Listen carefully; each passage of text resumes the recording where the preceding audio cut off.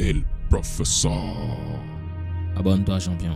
J'ai vu passer plusieurs vidéos d'analyse de personnes qui disent que Imra n'a pas de texte profond, ses sons sont nuls et il devrait plus approfondir au niveau de la qualité de son texte pour pouvoir toucher beaucoup plus de personnes. En fait, j'ai vu beaucoup d'analyses de personnes qui ne comprennent pas la philosophie de Imra.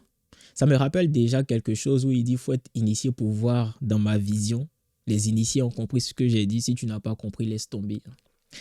Mais par rapport à cette vidéo-là, ce que j'aimerais dire dans un premier temps, c'est que c'est parce que tu as du potentiel que les gens se permettent de parler de toi. Il faut voir la critique comme quelque chose de positif. Au fait, les gens vont commencer à te critiquer quand tu vas commencer à évoluer et surtout quand tu vas faire quelque chose de différent. La différence est quelque chose qui plaît. Les gens aiment la normalité juste pour se sentir mieux parce qu'ils n'ont pas la capacité d'être différents. Quand tu es différent et puis les gens te critiquent, à ce moment-là, tu dois être content de toi. Tu dois être fier de pouvoir faire ce que les autres n'arrivent pas à faire. C'est ce que cet artiste-là est en train de faire actuellement et puis on le critique.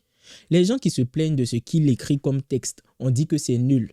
Mais ceux qui comprennent, comprennent. Moi, je comprends ce qu'il dit.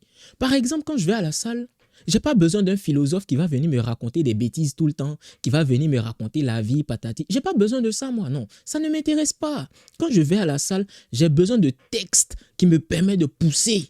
Ça me permet de pousser. Quand je suis à la salle, c'est Imra seulement j'écoute. Pourquoi? Parce que je comprends ces textes. Ces textes ont une certaine énergie qui me permet de me donner 2 fois plus à la salle. Il y a des sons, quand je mets, je soulève, je sens que je soulève. Mais je ne vais pas aller écouter Youssoupha à la salle. Ça va m'apporter quoi? Je ne dis pas que Youssoupha est un mauvais artiste, mais ce n'est pas lui que je vais écouter à la salle. Je n'ai pas besoin de ça. Pendant que je suis en train de soulever des poids, c'est dur, c'est lourd, j'ai mal. Mes bras sont en contraction. Pourquoi c'est cette personne-là que je vais écouter? Non, j'ai besoin d'un Imra. Quand j'entends Kassa Moulé, ça me fait du bien. C'est ce que je veux. Quand j'entends Doitala, c'est ce qui me permet de soulever lourd. C'est de ça que j'ai besoin. Quand j'entends c'est un jeu, c'est un jeu. Les poids, ça devient un jeu pour moi. Je peux soulever encore et encore. D'ailleurs, même après cette vidéo, même, je m'en vais à la salle. Mais c'est pour vous dire quoi? C'est pour vous dire qu'il s'adapte à ce qu'il veut avoir comme public. Quand tu ne fais pas partie des initiés, il ne faut pas venir critiquer parce que tu ne comprends pas, tu n'as pas la vision. Et d'ailleurs, même ceux qui disent qu'Imra n'a pas de profondeur de texte, je dirais que ce sont des menteurs parce qu'ils ne comprennent pas justement ce qu'il dit. Parce qu'il y a beaucoup de profondeur dans ce qu'il dit. Imra, ce qui me plaît le plus chez cet artiste-là, c'est qu'il raconte du vécu. Généralement, remarquez qu'il y a certains indices qu'il donne dans ses sons qu'il reproduit dans la même vie. Je vais par exemple donner son clash avec Syndicat que je ne connaissais pas avant. C'est à cause d'Imra que j'ai connu Syndicat même en fait. Il a parlé du fait d'être sur le trône en caleçon. La cover de son son de clash avec Syndicat, qu'est-ce qu'il a mis? Photo d'un homme sur le trône avec quoi? Un caleçon. Il laisse des indices. Il est très réfléchi. Mais ceux-là ne comprennent pas qu'il est très réfléchi dans sa médiocrité. Parce qu'on dit qu'il est médiocre. Ce qu'il fait là, enfin, c'est de la merde. Je vois souvent des commentaires sous certains posts. Imra même, il chante quoi? Ce qu'il chante là même, c'est que des bêtises. Comment les gens peuvent écouter ça? Mais il est super intelligent dans sa démarche. Mais plusieurs ne comprennent pas qu'il a une ligne directrice. Il a une vision. Il a un chemin qu'il a décidé d'emprunter. Soit tu le suis dans cette démarche-là, soit tu ne comprends pas et tu vois ça en quelque chose de médiocre. Et c'est comme ça que les gens vont se comporter lorsque tu vas décider d'apporter une touche nouvelle à un art. Quand tu vas décider de prendre un art d'origine et le transformer pour avoir quelque chose qui t'appartient à toi, les gens vont critiquer. Ils ne vont pas vouloir adhérer dans un premier temps à ce que tu fais, mais ils vont finir par se rallier. C'est comme ça. Au départ, il y aura toujours plus de personnes qui te critiqueront négativement que de personnes qui vont t'apporter du positif. C'est toujours comme ça. Mais c'est le moment où tu dois te donner 2 fois plus pour leur prouver qu'ils n'ont pas encore la vision. Et ces personnes-là vont être obligées de se rallier tôt ou tard. Ce qui me plaît énormément chez cet artiste-là, c'est qu'il nous montre que quand tu as quelque chose en tête, va jusqu'au bout. Il faut être déterminé. Beaucoup n'ont pas ça. Beaucoup sont des suiveurs. Il y a Maïmouna qui marche, on s'en va faire Maïmouna. Il y a Reggae qui marche, allons-y faire Reggae. Il y a Coupé Décalé qui marche, allons-y dans le Coupé Décalé. Moi, je les appelle des artistes variétés musicales. C'est leur catégorie parce qu'ils sont variés. qui sont partout à la fois, donc nulle part. Et c'est ce que tu ne dois pas faire. Faut arrêter de te disperser. Tu as quelque chose en tête, tu as une vision, suis ta voix. Arrête d'écouter ce que les gens disent parce que les gens seront là pour te décourager. Les gens ne peuvent pas faire ce que tu as envie de faire là parce qu'ils n'ont pas la même vision que toi, ils n'ont pas le même courage que toi, ils n'ont pas la même détermination que toi. Et toi, si tu as vraiment cette détermination là en toi, fais-le. Quelque chose qu'ils vont dire, on s'en fout en fait. On s'en fout. Finalement, ils vont venir te dire, je suis fier de toi. Ces mêmes personnes qui t'ont critiqué vont venir te dire qu'ils sont fiers de toi. Ces mêmes personnes qui ne comprennent pas ta vision, finalement, ils vont adhérer à l'homme que tu es devenu. Pourtant, quand tu étais dans le besoin, pourtant au départ, quand il n'y avait personne pour t'aider et tu avais besoin de soutien, il n'était pas là. Mais aujourd'hui, tu as toute la gloire là. Ils vont venir te dire, je suis fier de toi. Je t'ai vu dans tes débuts. Ils ne t'ont pas aidé, ils t'ont regardé galérer. Mais ils vont dire, je l'ai vu dans ses débuts. C'est devant nous, il faisait tout ça là. Lui là-même, c'était notre petit du quartier. C'est comme ça qu'ils vont parler de toi, pour montrer qu'ils te connaissent depuis longtemps. Alors que de base, ils t'ont regardé juste souffrir. Ils ne croyaient même pas en toi. Et donc, ce que tu dois comprendre à travers cette vidéo-là, c'est que tu dois continuer à faire ce que tu penses être bon pour toi. Arrête de te bloquer sur la bouche des gens, sur la vie des gens. On s'en fout de la vie des gens. Tu es un homme. Un homme là, c'est celui qui croit en lui. Tu cherches à savoir comment tu vas avoir confiance en toi. C'est faire ce que les autres disent qui n'est pas bon là. Et puis tu fais, et puis tu lèves pour que finalement là, c'était bon. C'est ça, avoir confiance en soi. Tu as la conviction que ce que tu fais là, ça va marcher. Tout le monde te dit que ça ne va pas marcher, mais toi, tu crois en toi, tu crois en ce que tu fais. Tu leur dis, hey, vous là, si vous voulez, ne croyez pas en moi. Mais moi, je crois en moi-même. Je n'ai pas besoin que vous croyiez en moi. Je vais vous montrer que ça va marcher. Et quand ça marche maintenant, là, tu as montré de quoi tu étais capable. Tu es obligé d'avoir confiance en toi. Les autres sont obligés maintenant de se rallier parce que tu as fait des efforts pour montrer que tu étais là. Tu avais une forte conviction de ce que tu voulais faire. Et justement, tu es passé à l'action. Parce qu'il ne s'agit pas que de parler. Ça, c'est un autre point. Hein. Il ne s'agit pas que de parler. Plusieurs vont être là à bavarder. Ah, ça ne sert à rien. Beaucoup bavarder dans le vent, ça ne sert strictement à rien. Il faut prouver. Prouver, c'est passer à l'action. Il ne s'agit pas de dire, moi, je vais devenir le plus grand artiste du monde. Et puis tu es là, tu ne fous rien, tu ne rentres pas en studio, tu ne sais pas de t'améliorer, tu n'essaies pas d'avoir un art unique à toi-même, un art authentique qui te définit. Ça ne sert à rien.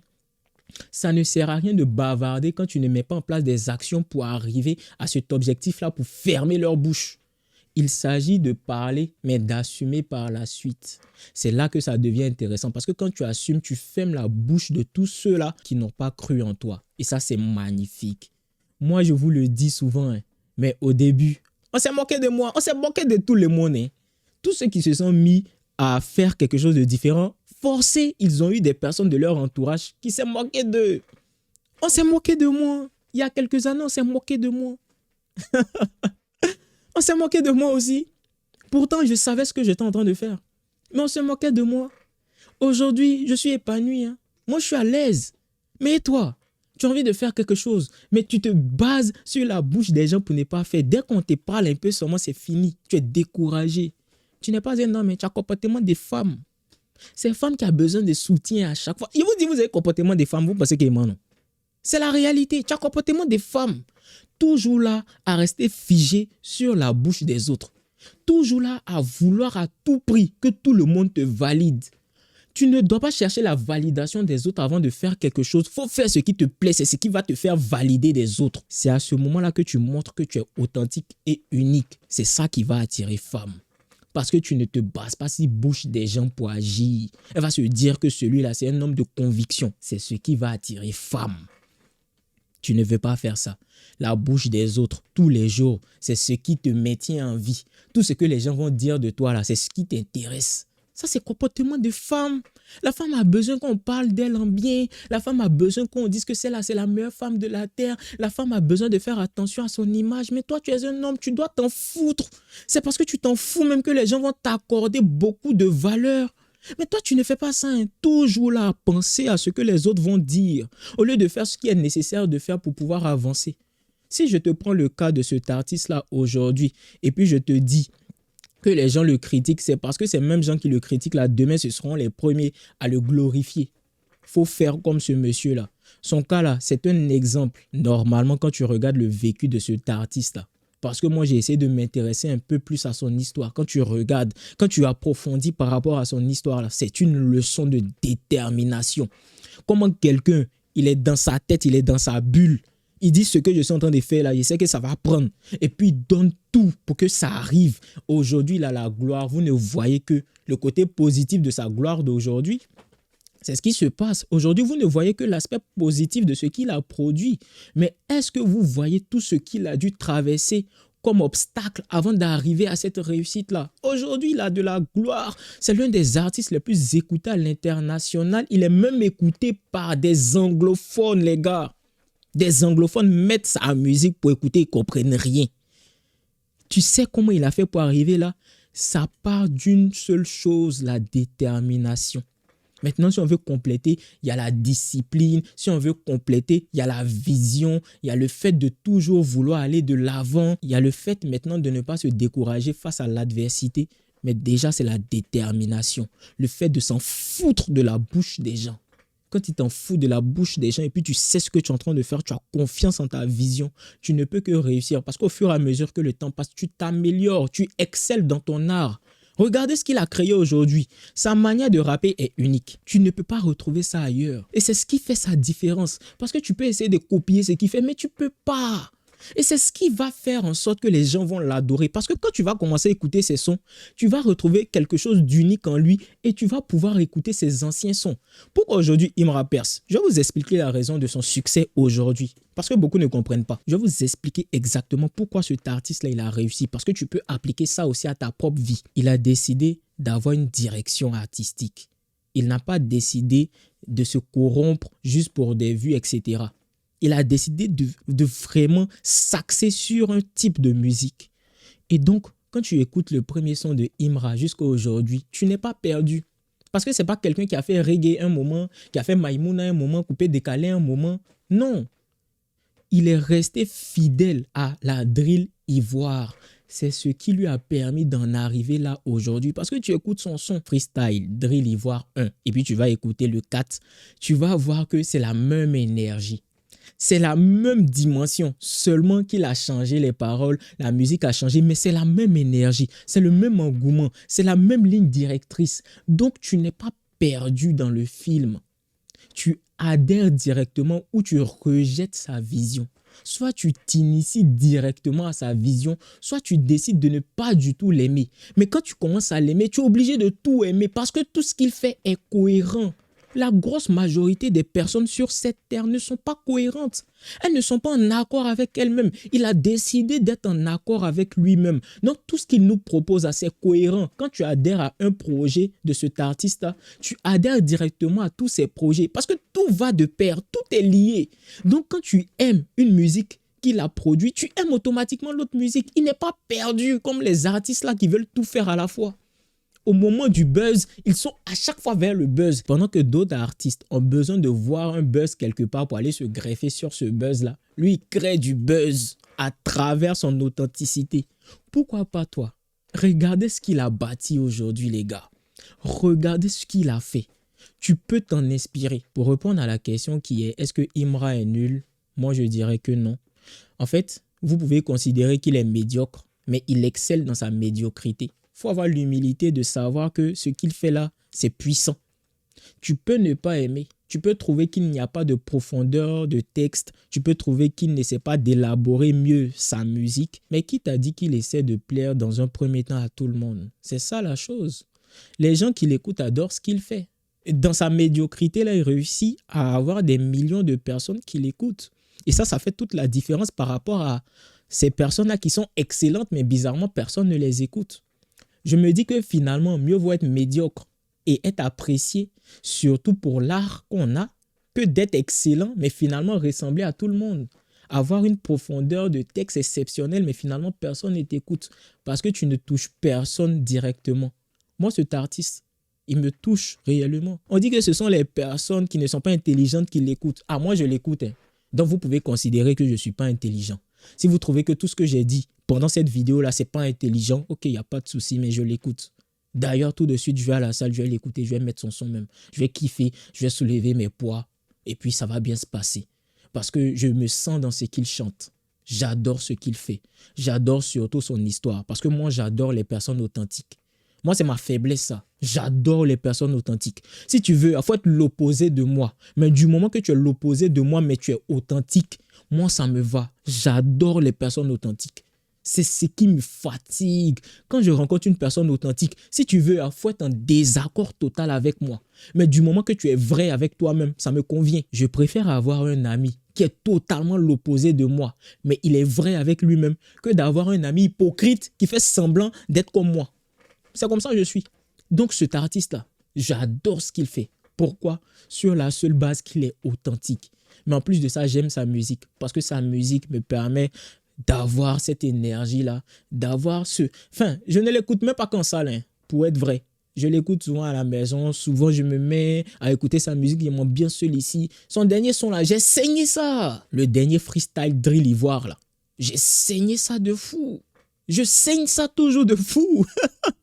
Kassa Moulé, il faut laisser. C'est mon son.